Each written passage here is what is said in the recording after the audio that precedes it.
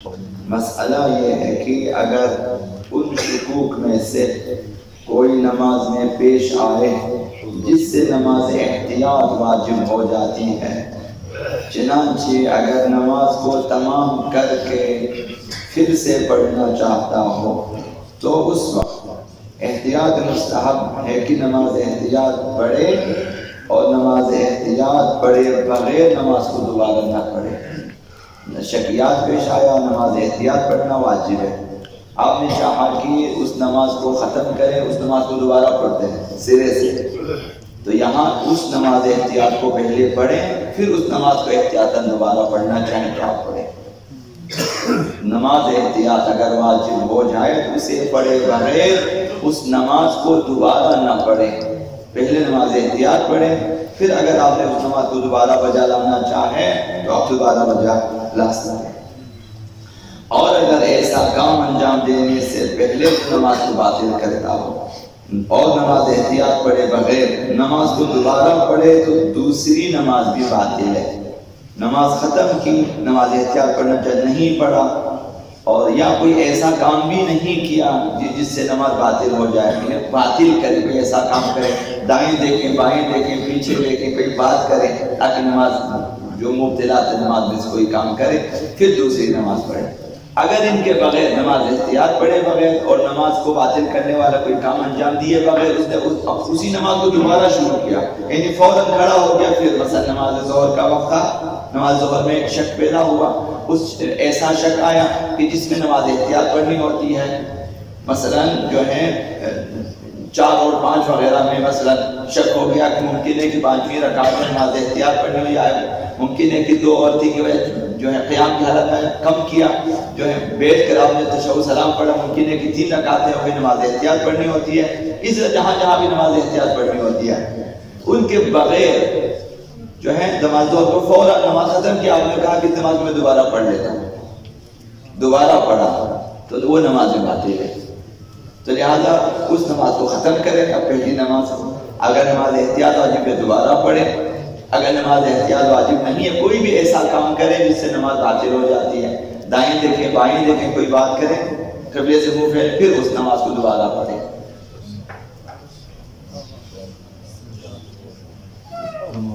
لیکن اگر ایسا کام انجام دینے کے بعد جو نماز کو باطل کرتا ہو نماز کو دوبارہ پڑھنا شروع کرے تو دوسری نماز صحیح ہے، البتہ اگر وقت تنگ ہو تو لازم ہے کہ نماز احتیاط کے رشتے پر عمل کرے تاکہ نماز وقت کے اندر ادا ہو۔ ابھی نماز کے وقت میں گنجائش نہیں ہے کہ آپ نماز کو دوبارہ پڑھیں، نماز کا گزر جائے تو واجب ہے کہ اسی نماز احتیاط کو پڑھیں، اس نماز کو صحیح قرار دیں، بعد میں بے شک آپ قضائی دوبارہ پڑھنا چاہیں پڑھیں، لیکن اس وقت آپ اس نماز کو دوبارہ نہیں پڑھیں کیونکہ نماز کے وقت میں گنجائش نہیں ہے، اس لیے اسی نماز احتیاط کو پڑھیں اور اسی نماز کو صحیح قرار دیں۔ انسان کو دینی مسائل، دینی احکام سیکھنے میں کوتاہی کرنے کا شریعت میں حق نہیں ہے۔ خدا تعالیٰ کی طرف سے قانون اسلام میں، دستور اسلام میں کسی بالغ و عاقل شخص کے لیے اجازت نہیں ہے کہ وہ کوتاہی کرے احکام دین سیکھنے میں، مسائل دین سیکھنے میں کوتاہی کا حق ہی نہیں ہے۔ جب حق نہیں ہے کوتاہی کرے تو گناہ ہے، نافرمانی ہے، معصیت ہے۔ کہ اگر ایک شخص کوتاہی کرے، مسئلہ نہ سیکھے اور پھر کہے کہ میں تو نابلد تھا، مجھے تو معلوم ہی نہ تھا مسائل کا، اور اسے بہانہ بنا کر خود کو جو ہے سبکدوش شمار کرے کہ میرے ذمہ کچھ نہیں ہے کیونکہ مجھے نہیں پتا تھا، میں نے اسی طرح سے نمازیں روزے وغیرہ اسی طرح سے انجام دیا ہے، اور مسئلہ اس وجہ سے کہ چونکہ مسئلہ نہیں جانتا تھا، اب جتنی غلطیاں ہوئی ہیں انسان کہے کہ میں تو سبکدوش ہوں، میری دوست میں کچھ نہیں ہے، میرے ذمہ کچھ واجب نہیں، چونکہ اس نے کوتاہی کی ہے یعنی تقصیر کیا ہے، لہذا یہ ذمہ داری حق حاصل نہیں ہے۔ آقا امام جعفر صادق علیہ السلام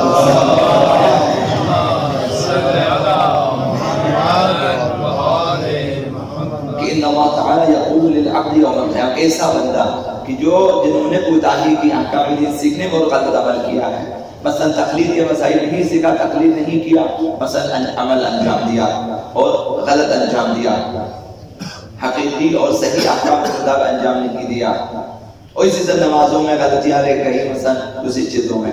ان ایسے اشخاص سے قیامت کے دن خداوند متعال پوچھے گا، کہ چھٹے امام فرما رہے ہیں، پوچھے گا کہ عبدی اکنت عالما، کہ میرا بندہ تمہیں معلوم تھا کہ احکام اسلام اس طرح سے ہے، تمہیں پتا تھا؟ فَإِن قَالَ نَعَمْ، اگر وہ بندہ کہے کہ ہاں پروردگار مجھے معلوم تھا کہ احکام شریعت جو ہے اس طرح کے تھے، قَالَ لَهُ أَفَلَا عَمِلْتَ بِمَا عَلِمْتَ، اب جو کچھ تمہیں معلوم تھا اس کے مطابق عمل کیوں نہ کیا؟ یہ دوسرا سوال ہوگا. جنہوں نے عمل نہیں کیا ان سے پہلے یہ پوچھیں گے کہ تمہیں معلوم تھا احکام کا؟ وہ کہتے ہیں جی ہاں معلوم تھا. تو سوال ہوگا کہ کیوں عمل نہ کیا؟ جب معلوم تھا عمل کیوں نہیں کیا؟ وَإِن قَالَ كُنْتُ جَاهِلًا، اگر وہ بندہ کہے کہ خدا مجھے معلوم ہی نہ تھا، احکام کا پتہ نہیں تھا مجھے، یعنی نہیں سیکھا تھا، یاد نہیں کیا تھا، نہیں سمجھا تھا، کوتاہی تھا، خدایا مجھے معلوم نہ تھا، قال اللہ، خدا متعال اس سے سوال کرے گا افلا تعلمت، سیکھا کیوں نہیں؟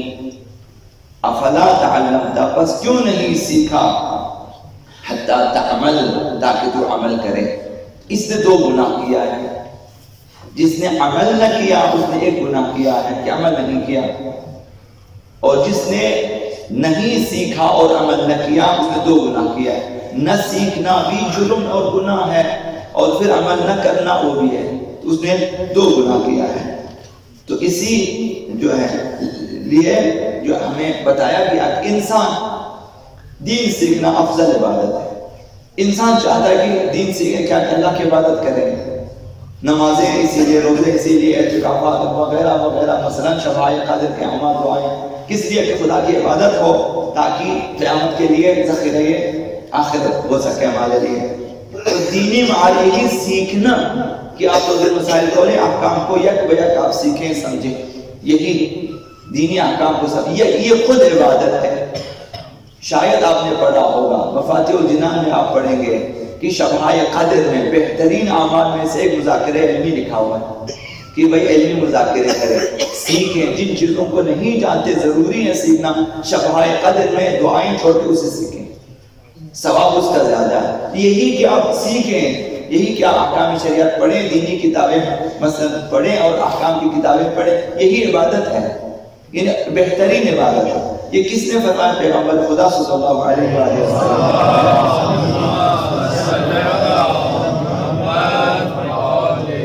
ما عبد اللہ عز وجل بشیء افضل من فقہ فی دینہ، خداوند متعال کی اس سے بہتر عبادت نہیں ہو سکتی کہ انسان اپنے دینی مسائل کو اچھی طرح سے سیکھے.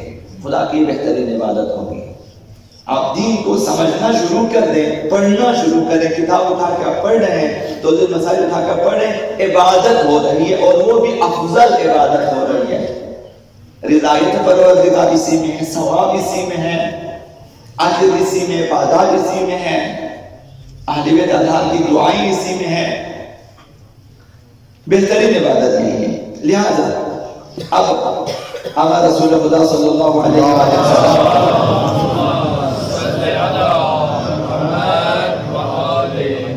ذنب العالم واحد، جاننے والے کا گناہ ایک ہے، وذنب الجاہل ذنبان، نہ جاننے والے کے گناہ دو ہے، ڈبل ہے.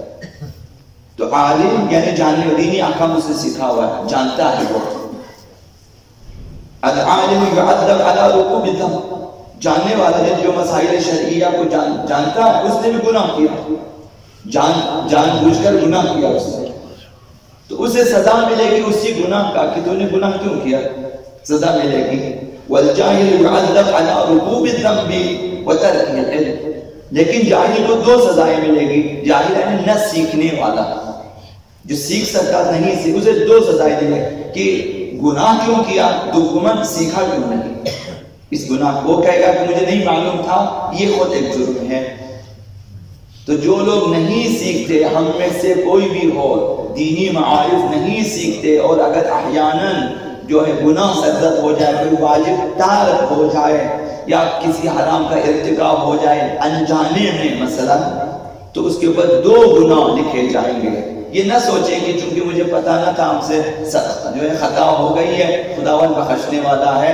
اگر یہ شخص مقصر تھا، سیکھ سکنے کے باوجود نہیں سیکھا تھا، اس کے ذمے 2 گناہ ہیں، اسے دوہری سزا ملے گی قیامت کے دن۔